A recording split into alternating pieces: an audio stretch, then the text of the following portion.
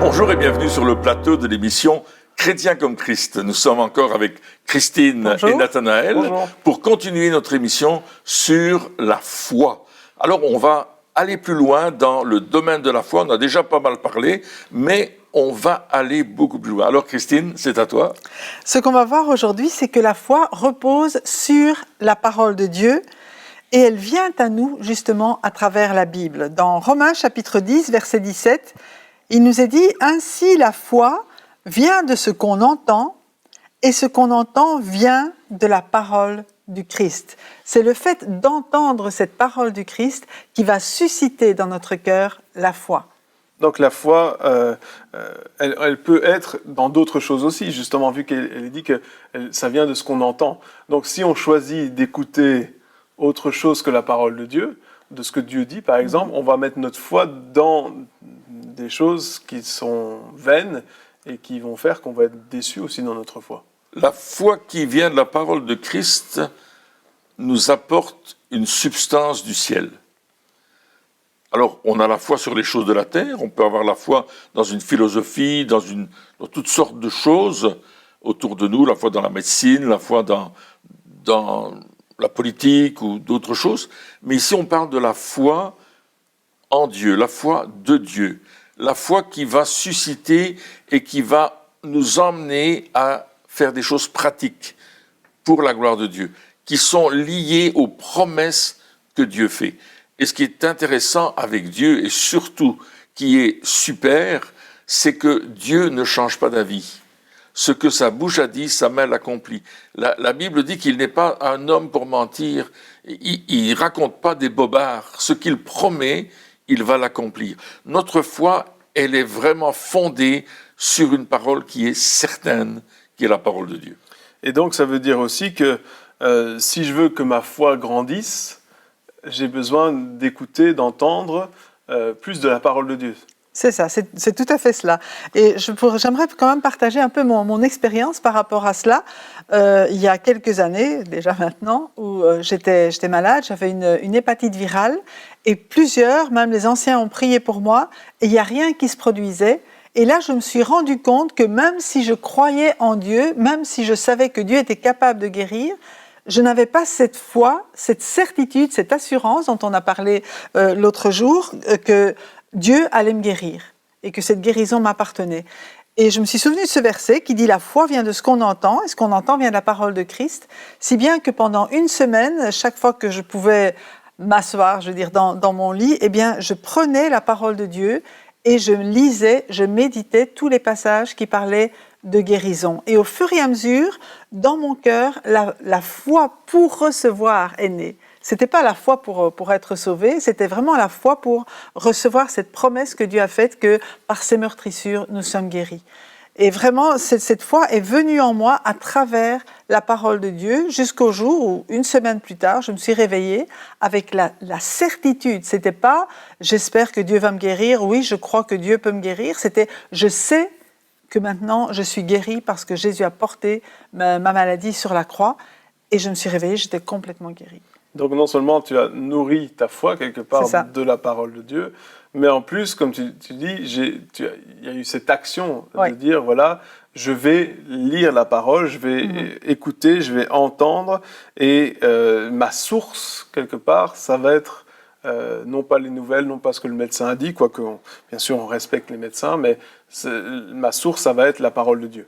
Oui, et en plus, Christine a agi sur cette conviction qu'elle avait, qu'elle était guérie. Elle savait qu'elle était guérie. Et je me souviens qu'elle m'a appelé ce jour-là, elle sortait de la chambre, moi j'étais dans la cuisine déjà, et elle a crié « Chérie, je suis guérie ». Et ça, c'était une parole de proclamation. Moi, j'ai reçu cette parole, j'ai dit « Ok, si tu es guérie, alors maintenant, tu vas agir sur ta foi ». Tu vas boire du café, manger du chocolat. À savoir qu'elle ne pouvait plus sentir l'odeur du café parce que ça la rendait malade. Et quand elle voyait même voir du chocolat, et on sait qu'en Belgique, on a quand même le meilleur chocolat au monde, que manger du chocolat, rien que le voir, c'était terrible. Et ce matin-là, elle a bu son café, elle a mangé le chocolat, et depuis lors, elle n'a plus jamais été malade de cette hépatite. Pourtant, le médecin m'avait dit, le médecin c'était une amie, oh Pierre, ça va revenir, tous les ans elle aura un problème. J'ai dit non, dans le nom de Jésus, je refuse cette parole parce que Jésus l'a guéri. Et quand Jésus guérit, il guérit vraiment, profondément, la vie de la personne. Donc c'était quand même quelque part une prise de risque. Manger une tartine de choco et boire un... Non, mais c'est vrai. C'est vrai, mais c'est un acte de foi. Mais c'est ça, c'est l'acte de foi, justement, et c'est un peu la définition, c'est vraiment une prise de risque où on se dit, OK, alors soit ça passe ou ça casse.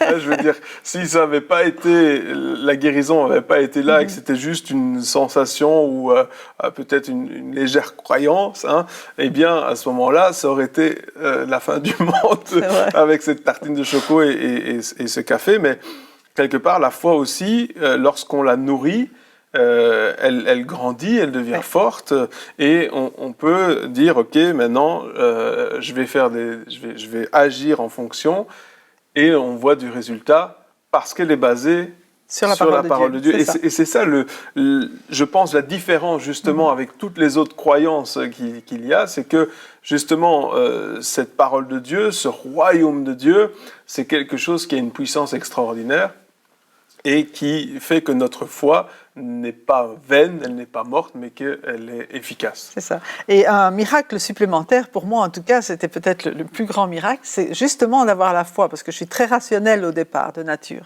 Mais Jésus disait dans Marc, ayez la foi de Dieu.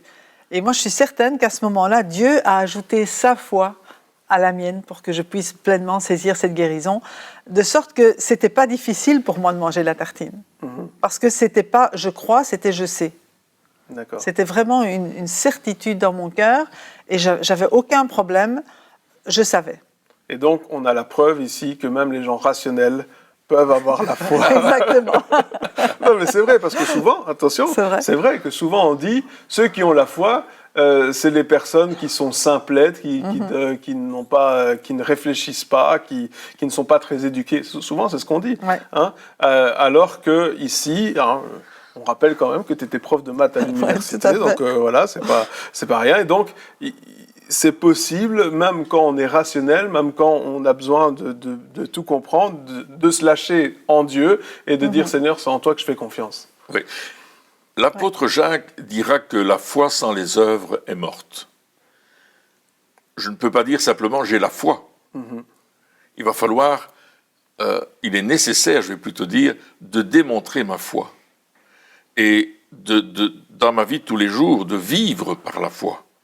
La foi que Dieu est avec moi, que Dieu m'accompagne, que Dieu va m'aider dans tout ce que je fais. Il est là avec moi.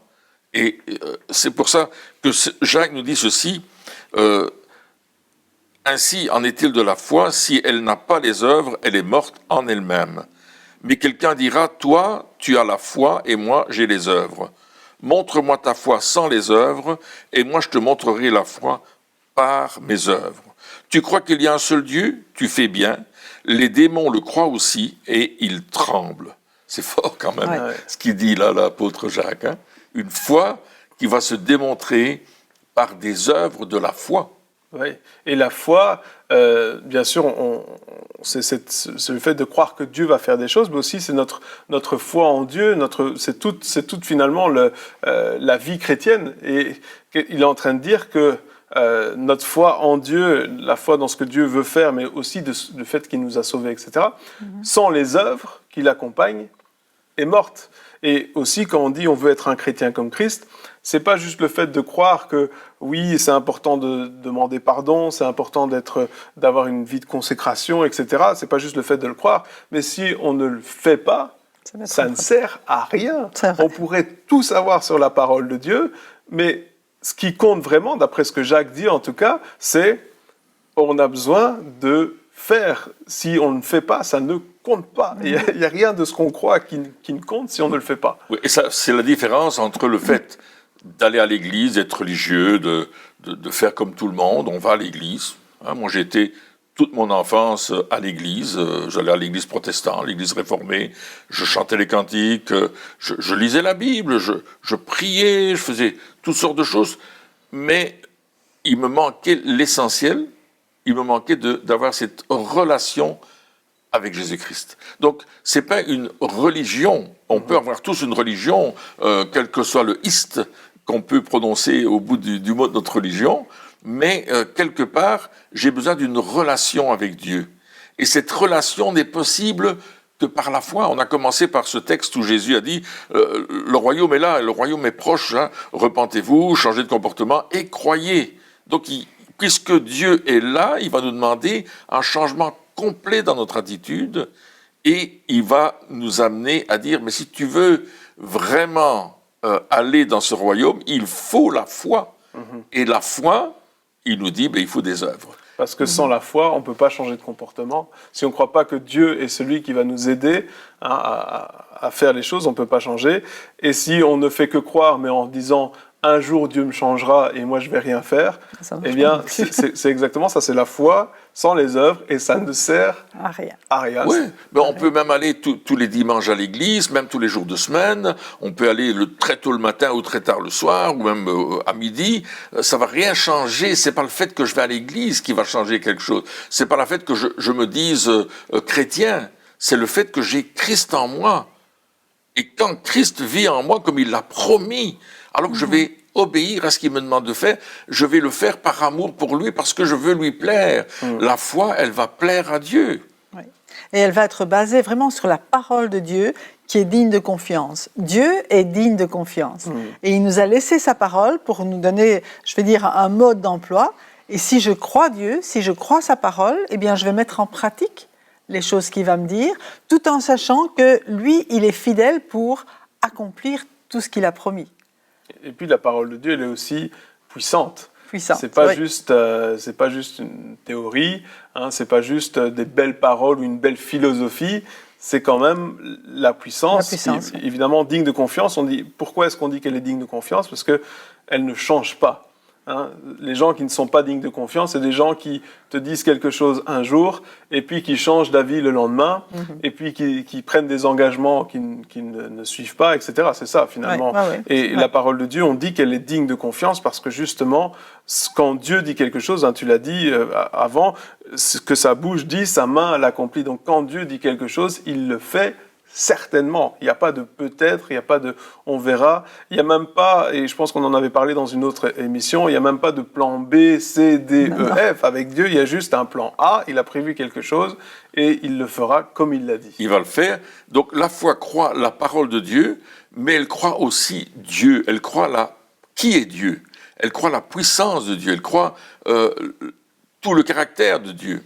Et on peut dire avec Luc, il le dit dans le chapitre 1er, verset 37, « Car pour Dieu, rien n'est impossible, et aucune de ses promesses ne demeure sans accomplissement. » Parce que Dieu est fidèle, on l'a dit, il va accomplir ce qu'il a dit, parce qu'en lui-même, il ne change pas. Il n'y a en lui aucune ombre de variation, nous dira l'évangéliste Jacques dans son épître. Il ne change pas.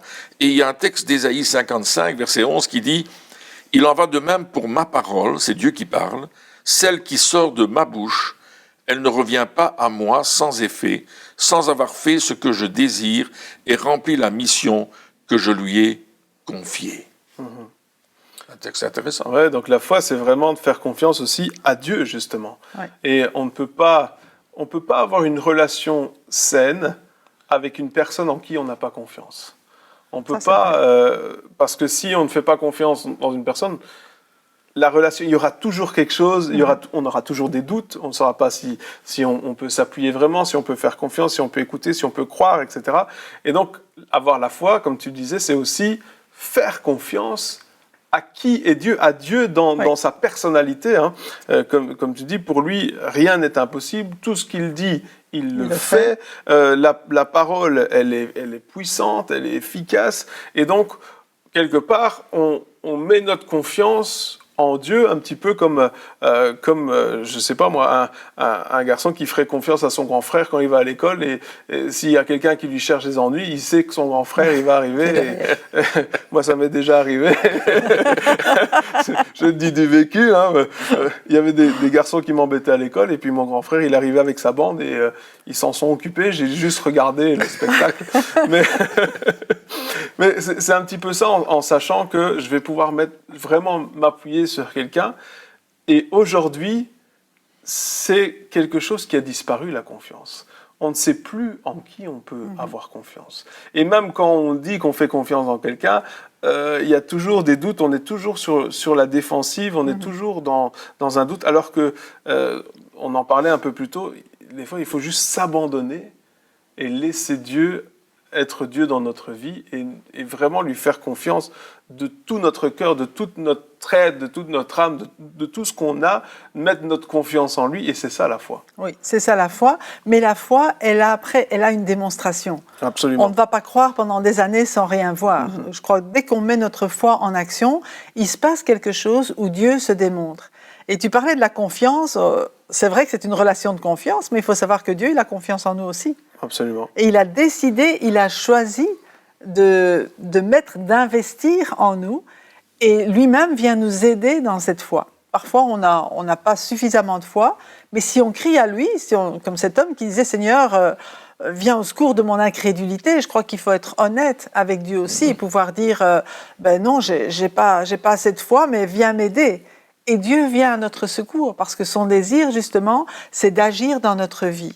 Et il nous est dit dans Hébreux chapitre 12, au verset 2, il nous dit « Faisons-le en gardant les regards sur Jésus, qui fait naître la foi et l'amène à la perfection. » Et il nous montre, en échange de la joie qui lui était réservée, il a souffert la croix en méprisant la honte qui s'y attachait, et il s'est assis à la droite du trône de Dieu. Donc Jésus, en même temps, il nous a montré l'exemple de foi.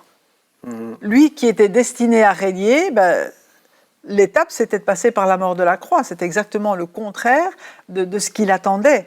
Mais il savait qu'il y avait la rétribution après. Et en même temps, il nous a dit que c'est lui qui fait naître la foi en nous. Et non seulement il la fait naître, mais il l'amène à la perfection. Ce qui veut dire que la foi, c'est aussi quelque chose de progressif. On commence avec une petite foi, puis Dieu, il agit sur notre petite foi, et puis il nous permet de faire pas après pas, et il vient mener cette foi à la perfection. À chaque fois qu'on met notre foi en pratique, à chaque fois qu'on met notre foi en action et qu'on dit « Ok, je vais croire, je vais faire confiance », on connaît plein d'histoires où des personnes, justement, même financièrement, ils avaient des problèmes financiers, puis Dieu leur a dit « Écoute, ce que tu as, donne-le ». Et puis Dieu a agi. J'ai entendu une histoire il y a quelque temps d'un homme de Dieu, justement. Il était dans un collège biblique pour aller enseigner. Et puis, à un certain moment, le directeur du collège parle à sa secrétaire et puis il dit « renvoyez-les ». Puis il dit « mais de quoi tu parles ?» Il dit « écoute, il y a 6 élèves ici qui n'ont pas payé leur scolarité dans cette école biblique et je suis obligé de les renvoyer parce qu'ils n'ont pas payé. » Et lui, il dit « mais non, il ne faut pas que tu fasses ça. Ils vont rentrer chez eux avec un sentiment de culpabilité, d'échec, etc. Tu ne dois pas faire ça. » Il dit « écoute, moi, j'ai pas le choix. » Donc, l'homme de Dieu a commencé à prier, dire « Seigneur, s'il te plaît, pourvois à leurs besoins. » Et puis Dieu lui a dit « c'est ta voiture dehors ?» Il dit « oui. » Va chercher les papiers de la voiture, donne-les à l'école et que l'école vende la voiture et paye la scolarité des élèves pour ça. Okay. Et puis là, il a dit arrière de moi Satan. Enfin, bien sûr, une réaction normale lorsqu'on entend ce genre de choses. Et puis Dieu lui a dit non, il faut que tu le fasses. Il faut que tu fasses ça. Puis finalement, il est sorti dehors. Il a été chercher les papiers de sa voiture. Il a donné au directeur de l'école et il lui a dit écoute, tu peux vendre la voiture et avec ça, tu peux payer la scolarité de ces 6 élèves. Et donc c'est ce qu'il a fait. Mais du coup, il était à pied. Hein. Et il dit la voiture, elle avait que 3000 km, il venait de l'acheter, c'était une petite voiture, mais il était fier d'avoir eu sa première voiture. Et puis il dit, et puis il a dû retourner en train, donc c'était il y a des années, hein, dans les années 60 ou 70, 70, donc voilà. Et il dit, et le train, ça faisait tchou, tchou, tchou, et puis lui, il n'entendait pas tchou-tchou-tchou, il entendait « mec, t'es bête, mais pourquoi t'as fait ça? T'es vraiment un imbécile », c'est tout ce qu'il entendait. Et puis il disait « non, je suis pas un imbécile, je fais confiance à Dieu, je sais que c'est Dieu qui m'a dit de le faire ». Et puis, donc pendant tout le voyage, des heures de voyage en train, c'est tout ce qu'il entendait, tchou-tchou-tchou. Hein. Et puis finalement, l'histoire se termine où il avait rendez-vous avec un autre homme, et l'autre homme l'amène dans une concession voiture, et puis il lui dit « voilà, cette voiture-là, c'est pour toi ». Et je me souviens pas quelle marque c'était, mais il a dit « j'ai laissé une petite voiture et on m'a donné une grosse ». Mais quelque part, c'est vraiment le fait, c'est un acte. Alors c'est de la folie, bien sûr. Hein. Je me mets à sa place quand il entendait le tchou-tchou-tchou du train. Souvent, quand on fait des pas de foi, avant qu'on ait la réponse, avant que les choses se débloquent, avant qu'on voit les choses se faire, le doute peut venir vraiment. Et on peut se demander, mais pourquoi est-ce que j'ai fait ça? Mais ce qui est important à savoir, Dieu lui a dit, si tu n'avais pas fait ça, je n'aurais jamais pourvu pour autre chose. Ouais. Et justement, alors, bien sûr, pour avoir l'équilibre, Dieu lui a dit dans la voiture. Ça, c'est important. Il n'a pas juste fait sur un coup de tête, tiens, je ne suis pas en train de dire aux gens, donnez votre voiture, c'est pas ça. Hein, c'est Dieu, il a eu un consigne de la part de Dieu, et il a obéi.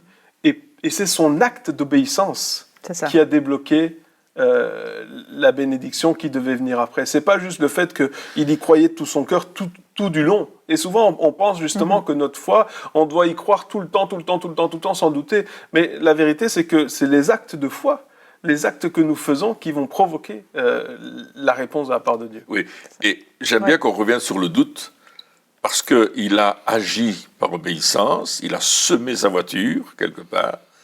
Peut-être qu'il n'a même pas pensé à cela. Il dit, mais on veut payer la scolarité de ses étudiants, il faut qu'ils finissent là. Parce que dans ses étudiants, il y avait peut-être un grand prédicateur qui allait sortir du lot, là, il ne savait pas, mais il a obéi à Dieu. Mais dans le train, il s'est dit, aïe, aïe, aïe, qu'est-ce que j'ai fait? Qu'est-ce que j'ai fait? Et on a cette réaction. Et c'est tout à fait humain. Voilà. C'est humain, et puis les pensées qui nous viennent, qui sont des pensées de doute, elles viennent aussi d'ailleurs aussi. Oui. Hein. Il y a le diable qui va essayer de te mettre mal. Oui, mais ce qu'il faut savoir aussi, et ça je pense que c'est important de le dire, c'est que il faut arrêter d'avoir cette culpabilité. Parce que souvent c'est ça. Hein. Il y a un doute qui vient, alors bien sûr on le rejette, hein, et puis je pense que tu vas continuer là-dessus, mais il faut arrêter de se sentir coupable parce que justement on a eu un moment de doute, un moment de faiblesse à ce moment-là. C'est pas juste. On est humain, et plus notre foi va grandir, plus ces moments de doute seront petits. Oui, un de mes amis dit tout le temps, doute de tes doutes. Ouais.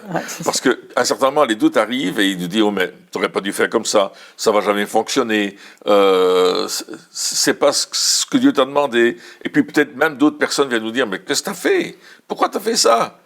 Parce que tu as obéi. Et commence à dire, non, j'ai fait des choses parce que je crois que Dieu, il va agir dans mon avantage. Peu importe ce qui va se passer, je le crois. Et c'est là qu'on reste, on demeure ferme sur notre foi. On demeure ferme sur notre foi. Et ça se passe au niveau des pensées, hein, les doutes. Hein. Ça se passe au niveau de notre...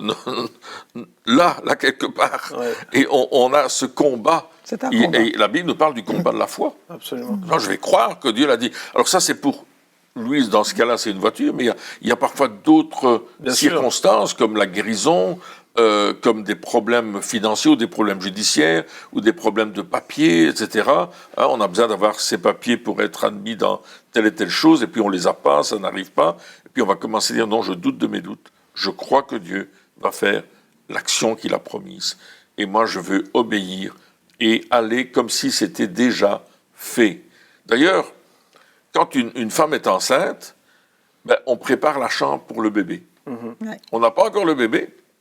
Bien sûr, on voit qu'il y a quelque chose qui se passe là, quelque part, mais on prépare la chambre. On dit, le bébé va venir, on prépare tout. On achète les vêtements, on achète les biberons, chauffe-biberons et tous les ustensiles nécessaires, parce qu'on sait que ça va naître. Et la foi, c'est ça.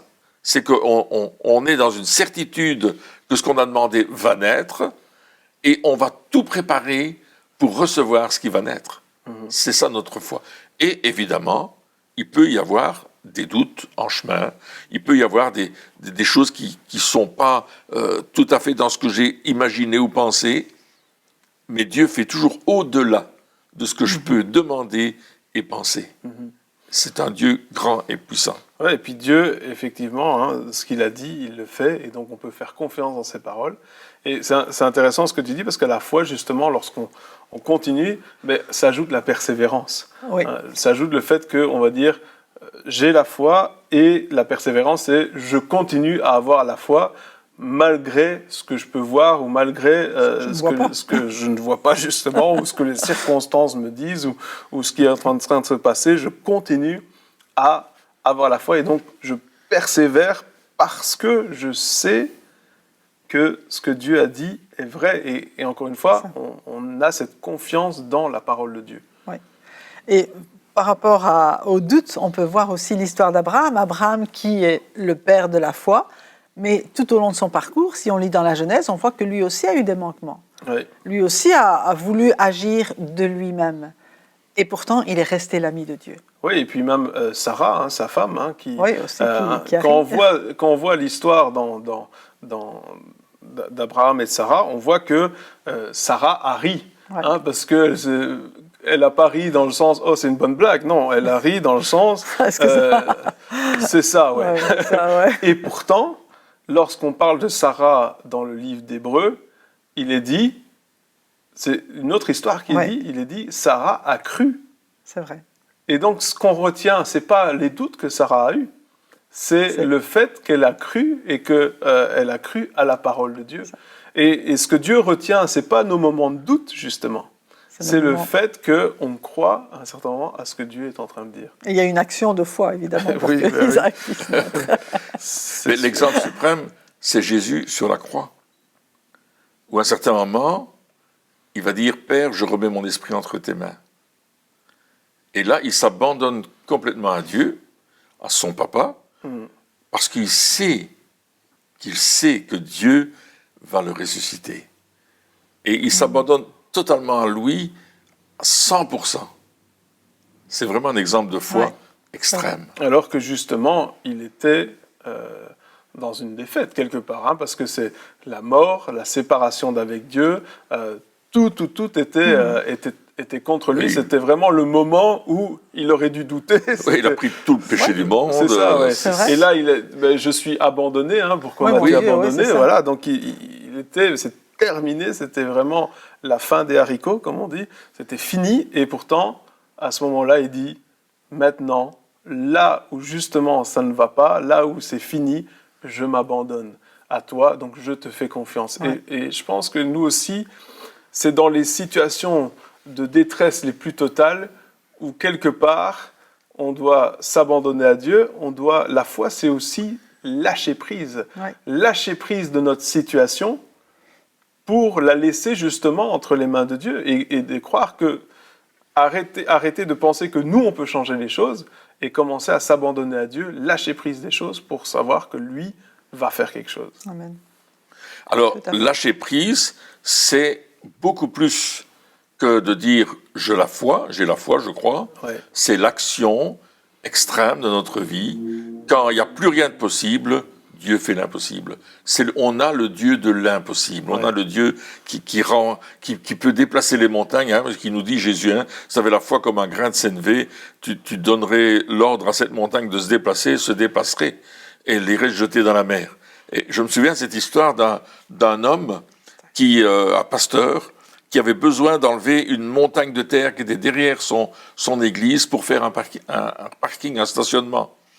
Mais ils n'avaient pas les moyens de faire venir un entrepreneur. Alors il a dit à sa congrégation, on va passer la nuit en prière et on va prier pour que cette montagne se déplace. Et ils ont passé toute la nuit en prière et quand ils sont sortis à 6h du matin, la montagne était toujours là.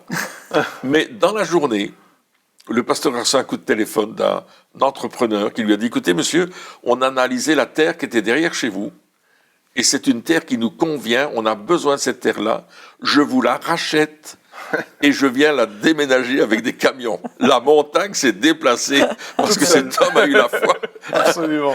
Absolument. Amen. Donc, il faut continuer et persévérer dans notre foi et voir Dieu à l'œuvre.